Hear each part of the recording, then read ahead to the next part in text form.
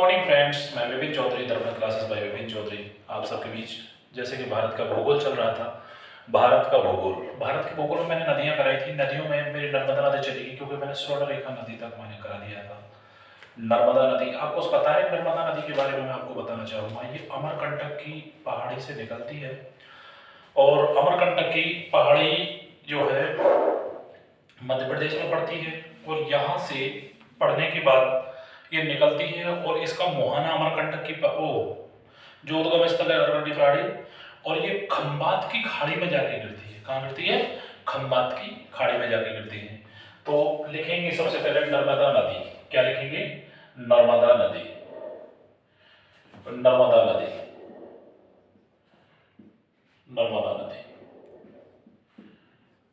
उद्गम स्थल अमरकंटक का पट, अमरकंटक,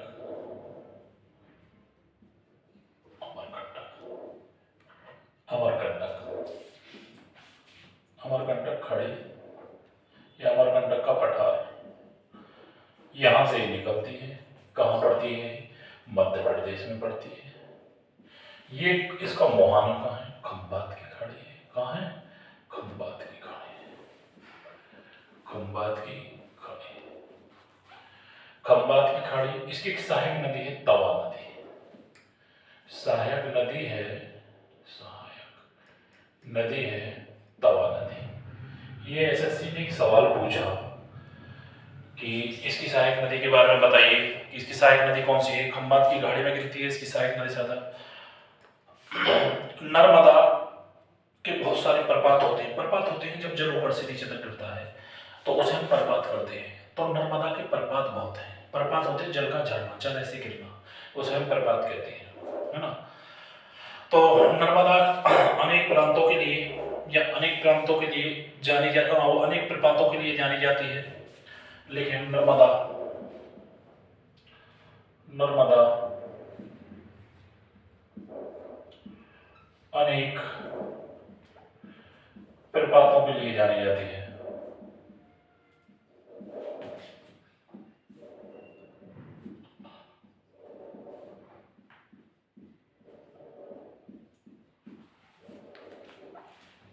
अनेक प्रपातों के लिए जानी जाती है, ठीक है। नर्मदा अनेक प्रपातों के लिए जानी है। कपिल धारा, दुग्ध धारा, धुआंधार धारा। कपिल धारा,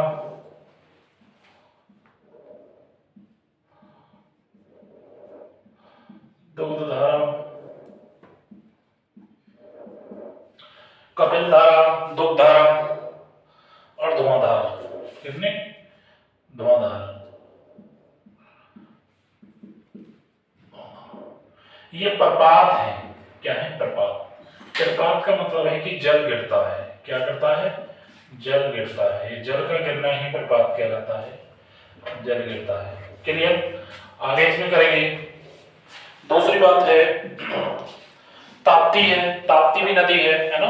वो ये सब यमुना की है। यमुना के आसपास मध्य प्रदेश के मुल्ताई से निकलती है और खंबात की खाड़ी में जाती है और एक एस्चुरी का निर्माण करती है कि नहीं। ताप्ती नदी के बारे में लिखेंगे। ताप्ती नदी, इसके बाद में ताप्ती नदी। ताप्ती नदी के बारे में ये लिखेंगे कि ये इनका उद्गम स्थल है मध्य प्रदेश। मध्य प्रदेश में एक जगह पड़ती है, फिर दोबारा एक बार रिपीट कर देता हूं, मध्य प्रदेश का मुल्ताई। कहां पड़ती है? मुल्ताई, मुल्ताई, ऐसे बोलना, मुल्ताई, मध्य प्रदेश से, मध्य प्रदेश से निकलती है। मध्य प्रदेश केवल इतना लिखिए उद्गम स्थल। और ये गिरती कहां है? खंबात की खाड़ी में। कहां गिरती है? खंबात की खाड़ी में। और ये खंबात की जो खाड़ी में गिरती है वो एस्चुरी का निर्माण करती है। कितने का? एस्चुरी का निर्माण करती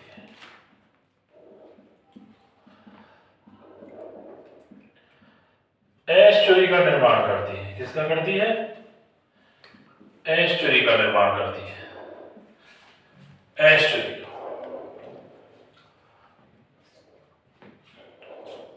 एस्चुरी आप जानते हैं किस भाग को एस्चुरी कहते हैं? जो पुल का बड़ा भाग होता है उसे एस्चुरी कहते हैं। ताप्ती नदी मुल्ताई मध्य प्रदेश से खंबात की खाड़ी में गिरती है, एस्चुरी का निर्माण करती है। जहां पर बहुत धीमी गैस आता है उसे हम एस्चुरी कहते हैं। शांति से जब मैं बोला करूं तो मैंने अपने वीडियो में जो भी लोग मेरा देखते हैं वीडियो में उनसे पहली बार कह देता हूं कि मेरे notes PDF but by chance यदि डाउनलोड नहीं हो पाते तो मेरे जो क्लास है उस क्लास को आप आराम से नोट डाउन जरूर करता रहा करें ताकि आपका नोट्स बन जाए और इन फ्यूचर जब भी आप कोई परीक्षा देने जाओ तो आपको नदियों में जो भी मैं पढ़ा रहा हूँ XYZ उसमें कोई दिक्कत ना आए। ठीक है, अब आगे यहाँ तक मैंने नदी कराया है, ताप्ती नदी यहाँ तक है। नदियों के बाद में अब ये भी कहा जाता है ये ताप्ती नदी तो है, इस ताप्ती नदी के साथ साथ हम कुछ और भी देखना चाहते हैं जो मैं कुछ कहना चाहता। ताप्ती नदी में खास बात लगेगी, भारत में बहने वाली ये दूसरी सबसे बड़ी नदी है। भारत में बहने वाली ये दूसरी सबसे बड़ी नदी है। सबसे पहले तो गंगा है, भारत में बहने वाली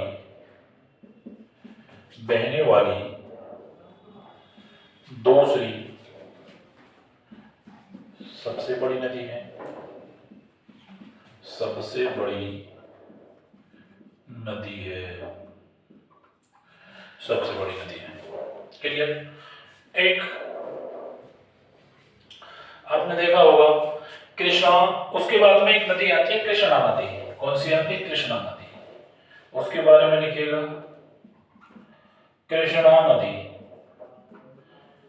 कृष्णा नदी, कृष्णा नदी महाबलेश्वर महाराष्ट्र से निकलती है। महाबलेश्वर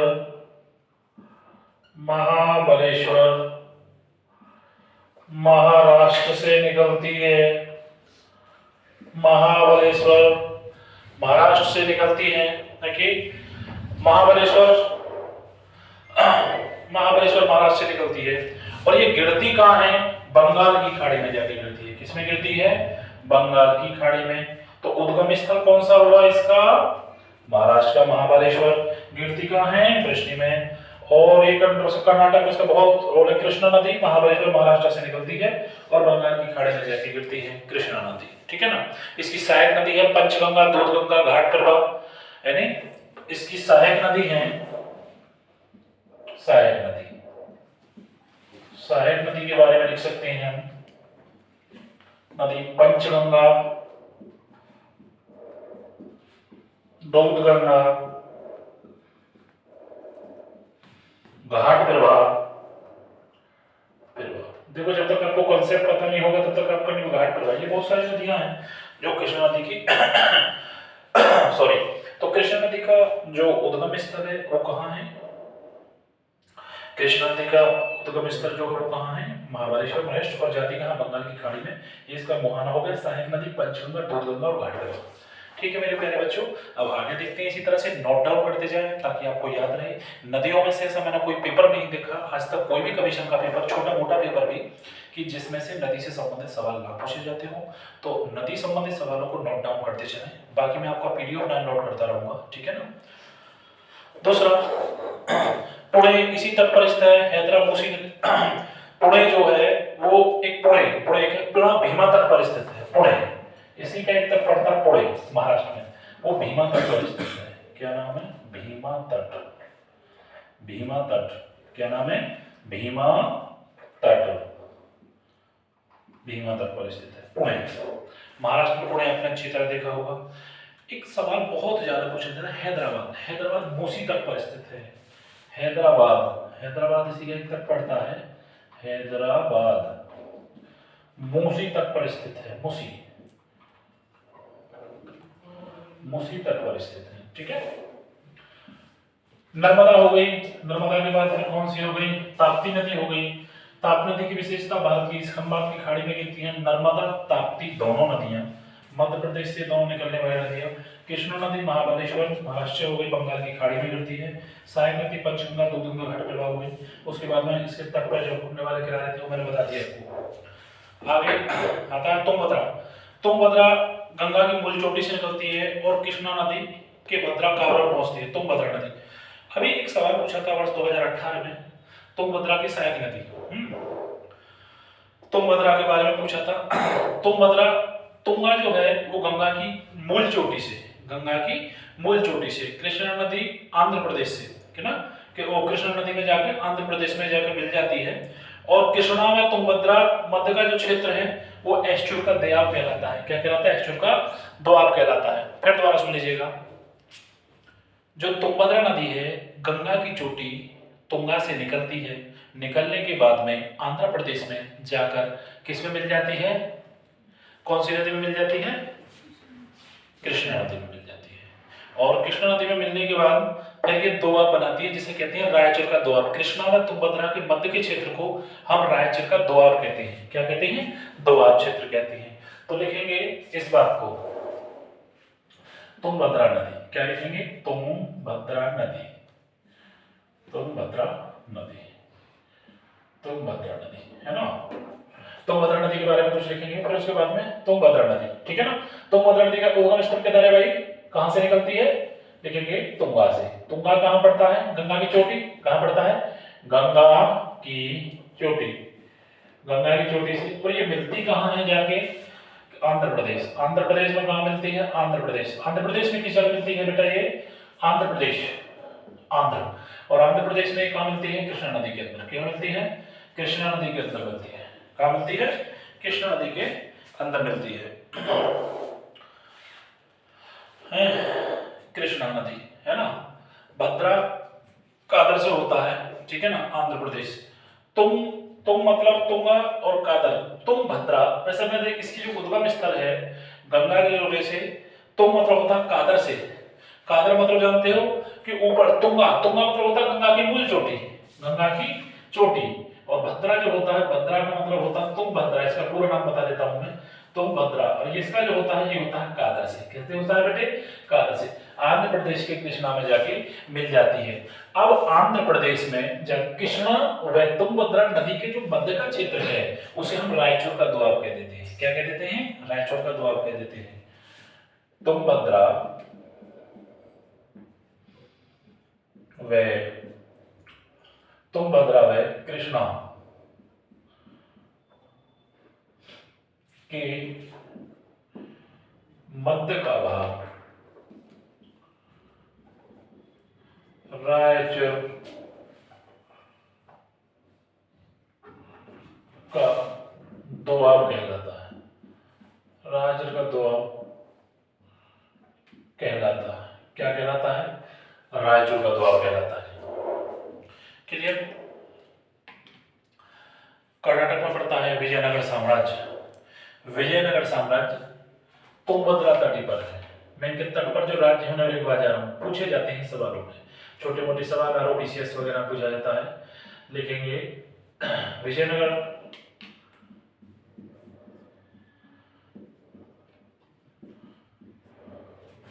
तुंगभद्रा नदी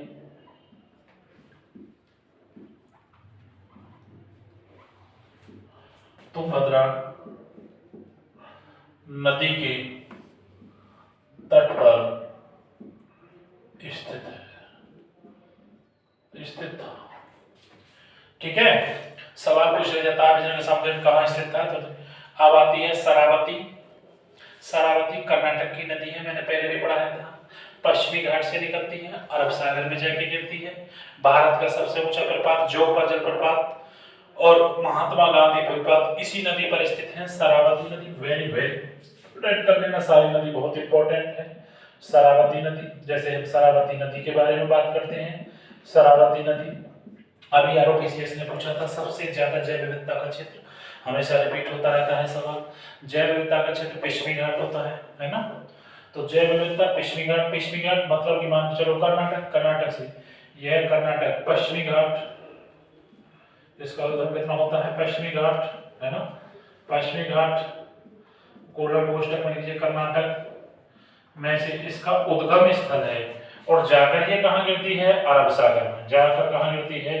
अरब सागर में जाके गिर जाती है। किस में गिर जाती है? अरब सागर में जाके गिर जाती है। अरब सागर में जाके गिर जाती है। भारत का सबसे ऊंचा प्रपात, भारत का सबसे ऊंचा प्रपात, सबसे ऊंचा प्रपात, भारत का सबसे ऊंचा प्रपात जोग और गौड़सप्पा, गौड़सप्पा जलप्रपात, जलप्रपात इसी नदी पर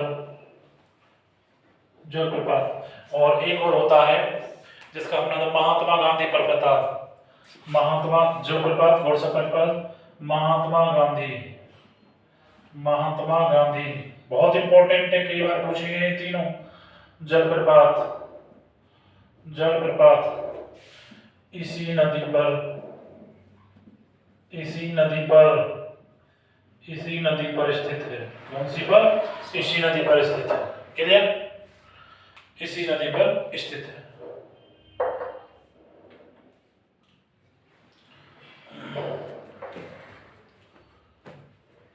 अब इसके बाद देखिएगा कावेरी नदी, कावेरी नदी वेरी इंपॉर्टेंट है।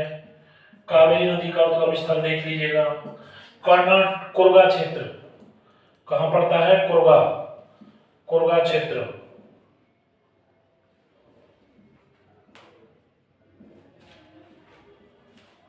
कर्नाटक से, कर्नाटक से निकलती है और देखो बंगाल की खाड़ी में जाके गिरता है। कहां? बंगाल की खाड़ी में इसका उद्गम स्थल है, बंगाल की खाड़ी में गिरती है। कोरबा कर्नाटक क्षेत्र बंगाल की खाड़ी में जाकर गिरती है। दूसरी बात मेरे प्यारे बच्चों, इसमें एक बात और है, इसकी विशेषता ये प्रायद्वीप नदी है। प्रायद्वीप नदी कौन सी होती है? जब मैंने नदियां पढ़ाई थी, जो वर्षाधीन होती है। लेकिन ये एक ऐसी नदी है, एक्सेप्शनल है, ये अपवाद है कि इसमें वर्ष भर जल रहता है। यह है प्रायद्वीप नदी है, प्रायद्वीप नदी है, नदी है, परंतु इसमें, परंतु इसमें फिर भी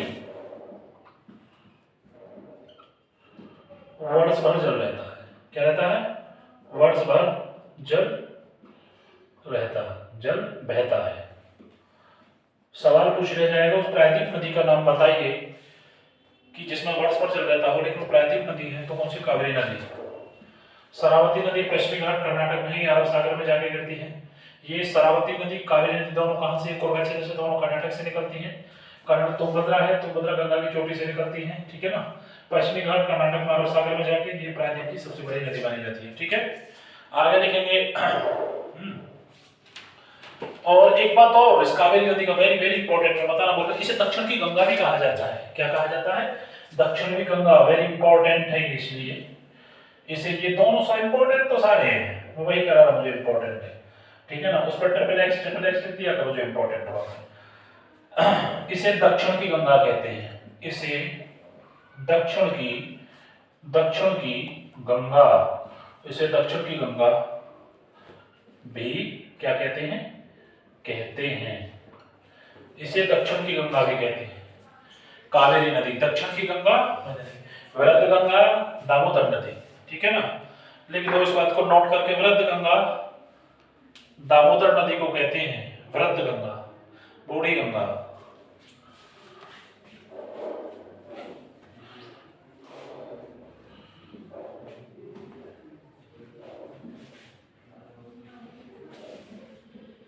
वृद्ध गंगा,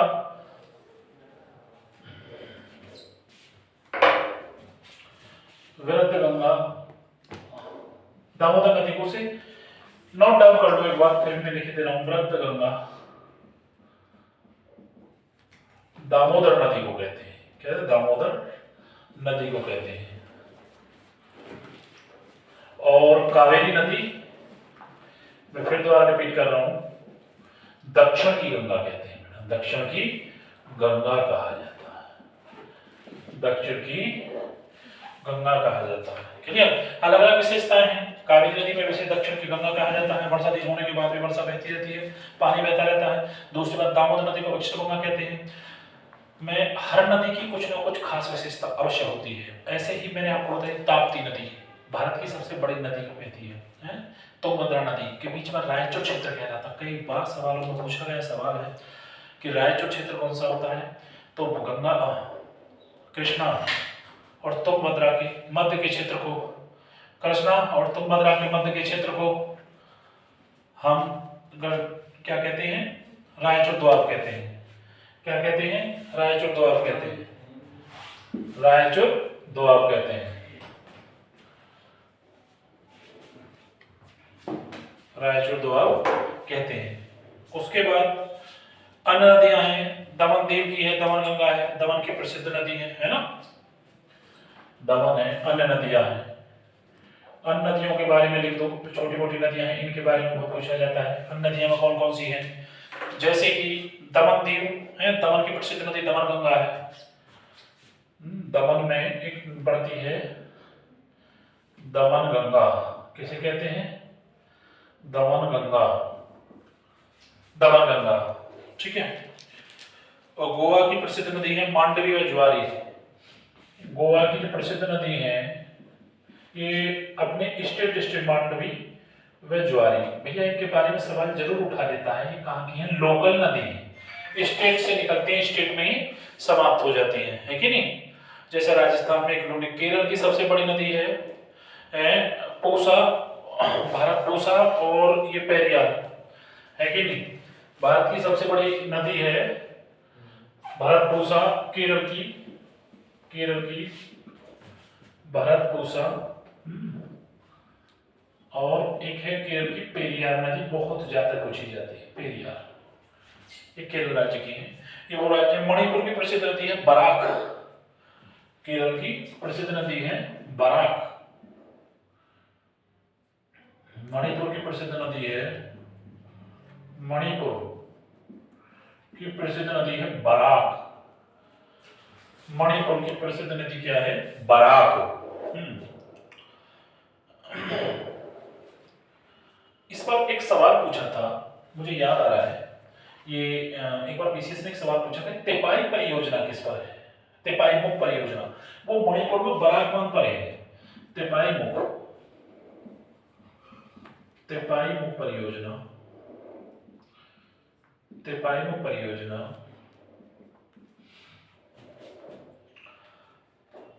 परियोजना इसी तेपाई मुख परियोजना इसी नदी पर है, इसी नदी पर स्थित है, ठीक है ना, मणिपुर से बराक। तो ये लोकल है भाई, देखो दमन दीव, दमन से दमन गंगा है कि नहीं। जैसे अभी आरओपीसीएस ने अभी पिछले संडे में एक सवाल पूछा था कि दमन दीव जनसंख्या के बारे में पूछा था। गोवा की मांडवी और ज्वारी है, गोवा की रहने वाले, केरल से भारत पूसा और पेरियार है, मणिपुर की बराक है, तेपाई मुख परियोजना इस नदी पर स्थित है, ठीक है। इस नदी को हम इस तरह से बनाते हैं, वो जानने के लिए वापस करते हैं, ठीक है। अब नदी जल विवाद है, सुप्रीम कोर्ट ने सीधा सीधा ये रखा है, हमारे भारतीय संविधान ये लिखा है कि दो राज्यों के बीच नदी जल बंटवारे को सुप्रीम कोर्ट कोई एक्शन नहीं लेगा, उसके लिए ट्रिब्यूनल बनाया जाएगा। हमारे मोदी जी ने सोचा कि सुप्रीम कोर्ट को भी मैं अपने अंडर ले लूँ, तो एनवी रमना जी ने कहा कि मोदी जी जरा हद में रहे, केंद्र सरकार अपना ट्रिब्यूनल बनाकर अपने सदस्यों की संख्या बढ़ाई जा रहे हो, क्या करोगे भाई, सब कुछ तो सेल कर रहे हो, ऐसे में बिकोगे, या मतलब कोर्ट को भी अपने अंडर में लोगे। मोदी का मैं समर्थक हूँ, मैं किसी भी पार्टी का आदमी नहीं हूँ, मोदी जी बहुत कर्मठ और जुझारू और अच्छे व्यक्ति हैं, लेकिन उनका ये स्टेप गलत था, हो जाता है, बहुत लोग सलाह देने वाले होते हैं। तो जब ट्रिब्यूनल के ऊपर बात आई तो केंद्र सरकार ने हमसे कहा कि मतलब एक तरह से अपना बहुत सारे ट्रिब्यूनल बनाए, अभी भी उनको बहुत सारे पद खाली हैं, लेकिन हमारे भारतीय संविधान में साफ साफ लिखा है कि जब दो राज्यों के बीच नदी जल विवाद होगा उसमें सुप्रीम कोर्ट को एक्शन नहीं लिया जाएगा, उसमें कुछ सदस्य होंगे, एक उसको बैठाया जाएगा जज को, उनके बीच वो समझौता कराया जाएगा, जिसे कहते हैं नदी जल विवाद समझौता। किसे कहते हैं, नदी जल विवाद समझौता। तो अभी स्टेट पीसीएस आरओ ने एक सवाल पूछा कि नदी जल विवाद समझौता किस आर्टिकल के अंदर आता है। अभी संडे में पेपर हुआ था, आर्टिकल 262 है कि नहीं, आर्टिकल 262 ये जरूर पूछा जाता है। आर्टिकल्स को जब मैं आपको पढ़ाऊंगा तो मैंने सभी अभी जो वीडियो डालूंगा तो उसमें सारा नदी जल विवाद हेडिंग के लिए नदी जल विवाद, नदी जल विवाद, नदी जल विवाद, ठीक है।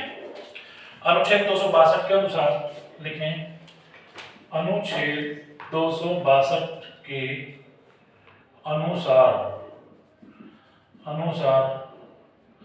समझौता किया जाता है, समझौता किया जाता है, के अनुसार समझौता किया जाता है। इस विवादों का निपटारा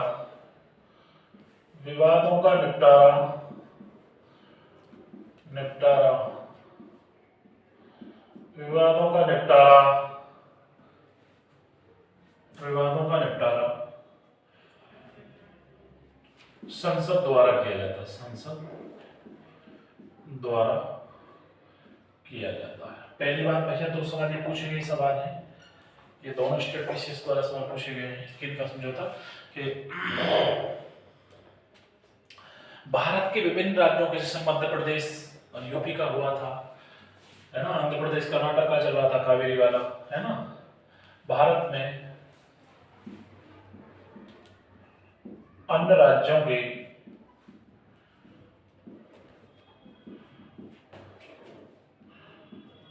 जल विवाद है, नदी जल विवाद है। एक्चुअल होता क्या है कि नदी जल विवाद है क्योंकि इससे हमारी कृषि होती है। नदी हमारे लिए सहायक है, हमें कृषि खेती जो हमें बहुत, क्योंकि भारतवर्ष के अंदर गर्मी बहुत ज्यादा पड़ती है, उत्तर भारत में और भी ज्यादा गर्मी पड़ती है, भारतवर्ष में उत्तर हो जाता है, दक्षिण भारत पानी की बड़ी आवश्यकता होती है। हमारा देश एक कृषि प्रधान देश है, तो उसके लिए बारिश की आवश्यकता बारिश तो उतना अनुपात में होती नहीं, बारिश का ग्राफ गिरा, तो अपनी सिंचाई करने के लिए हमें नहरों नदियों की बहुत आवश्यकता होती है। उससे पहले कि हमारी जनसंख्या पॉपुलेशन में भी हमारे भारत का विश्व में दूसरा स्थान है कि नहीं, तो हमारे यहाँ पॉपुलेशन बहुत है जो अभी तक कवर नहीं हो पा रहे, तो उसके लिए भी हमें बहुत ज़्यादा नदी जल संसाधन, मतलब हमें बहुत ज़्यादा नदी का जल सदुपयोग के लिए उपयोग किया जाता है, इसीलिए इसमें मारामारी बनी रहती है। मानोगे नहीं मानोगे? अब एक सतलज विवादों की बात करते हैं, तो विवाद है जिसे हम सतलज जल नदी विवाद कह देते हैं। क्या कहते हैं? सतलज जल नदी विवाद। लिखेंगे इस चीज के लिए सतलज, सतलज नदी जल विवाद। ये सतलज जल विवाद आखिर है क्या? बहुत बार सवाल पूछे गए, बहुत बार सवाल पूछे गए। इसका विवाद ये है कि सतलज के जल को एक नहर द्वारा, सतलज के जल को एक नहर द्वारा, सतलज के जल को एक नहर द्वारा यमुना तक पहुंचाने का प्रस्ताव है। विवाद ये है सतलज के नदी जल को एक नहर द्वारा कहां पहुंचाने का प्रस्ताव है? यमुना में पहुंचाने का प्रस्ताव। यमुना किसकी सहायक नदी है? गंगा की सहायक नदी है। गंगा की सहायक नदी, यमुना अपने आप में एक बहुत बड़ी नदी है ना, सबसे बड़ी सहायक नदी गंगा की यमुना नदी, क्योंकि यमुना की सहायक नदी पर उनकी भी सहायक नदियां जो पीछे आपको पढ़ा के आया हूं, तो भाई नदी को बहुत कंठस्थ कर लें और ध्यान से देखें। और इसमें हरियाणा को सतलज का जल मिल सकेगा। 1982 में भी सर्वोच्च न्यायालय सुप्रीम कोर्ट ने इसमें दिशा निर्देश दिए और इसके लिए एक आयोग बनाया कि एक विवाद बनाया सुप्रीम कोर्ट ने, वो क्या नाम है कि एक वो बनाया, आयोग बनाया, बोलो भाई एक आयोग बना दीजिए। उस आयोग का जो नाम लिखा गया, उस आयोग को इराडी आयोग कहते हैं। अभी पूछा, एक तो नानावती आयोग गोधरा कांड का बहुत चला था, एक इराडी आयोग सवाल में बहुत ज्यादा। तो इराडी आयोग का मतलब ये है दिल्ली, यूपी और हरियाणा, है कि नहीं? दिल्ली यूपी 3 स्टेटों के बीच ही विवाद है। इस विवाद का समझौता हुआ कि यमुना के द्वारा, एक नहर द्वारा, यमुना के द्वारा हरियाणा को पानी मिलेगा, हरियाणा को पानी मिलेगा। तो इसके लिए आयोग गठित कर दिया जो आज तक विवादित है। तो लिखेंगे इस बात को, एक नहर द्वारा इसका जल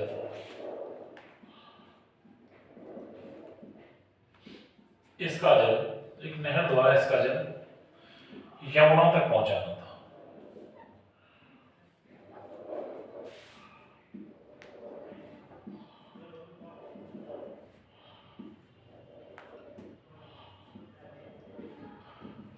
इसका लाभ, सवाल पूछेगा इसका लाभ हरियाणा को प्राप्त, हरियाणा को